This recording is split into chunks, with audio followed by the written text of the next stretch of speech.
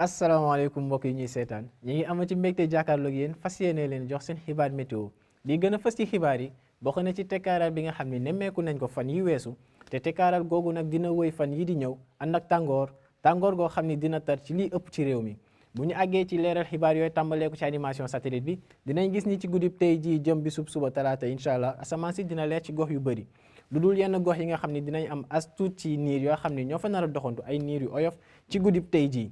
bu ñu àggee ci prévision yi dinañ gis ni guddib tey jii dina dal tey dina féex ci lii ëpp ci réew mi rawatina digg réew mi waaye penku réew mi nag fa la nar a am température yi nga xam ne ñoo gën a néew toll ci fukki degré ak juróom-ñeent fële ca Matam Bakel mi ngi am ñaar fukki degré ak benn waaye lu ci mel ni Kaffrine ak Tambacounda ñi ngi am ku ci nekk ñaar fukki degré donc muy température yi nga xam ne ñoo gën a néew yu ñuy xaarandi ci guddib tey jii ci dëkk bi te ñu ngi ko amee ca penku réew mi bu ñu àggee ci soowu réew mi tamit Dakar moo nar a am température bi gën a kawe toll ci ñaar fukki degré ak juróom-benn lii des ci réew mi température yi dina wëy ci diggante ñaar fukki degré ak benn jëm ñaar fukki degré ak juróom ci lii des ci réew mi donc bu ñu àggee suba incha allah bisub talaata tekkaaral gi mooy wëy ci dëkk bi yëpp tàngoor gi nag dina tar gën a métti ci gox yi nga xam ne ñoo féetee ci digg réew mi ndax lu ci mel ni Diourbel dina am température bu toll ci ñeent fukki degré muy température bii gën a kawe bu ñuy xaarandi ci bisub suba waaye tamit Linguère Matam ak Saint-Louis dinañ am ku ci nekk fanweer ak juróom-ñeent muy firndee tàngoor goo xam ne dina xaw a tar ci gox yi féetee ci bët gànnaar réew mi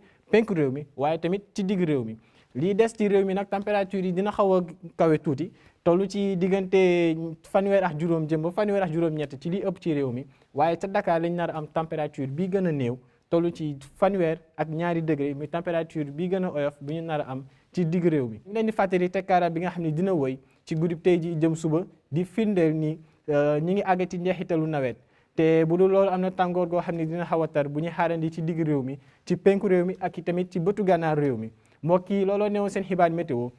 ñu ngi leen di ñaan ngeen di wéy di topp xibaaru météo ci xarale yii di leen dig daje ba ëllëg di leen ñaanal jàmm wasalaam.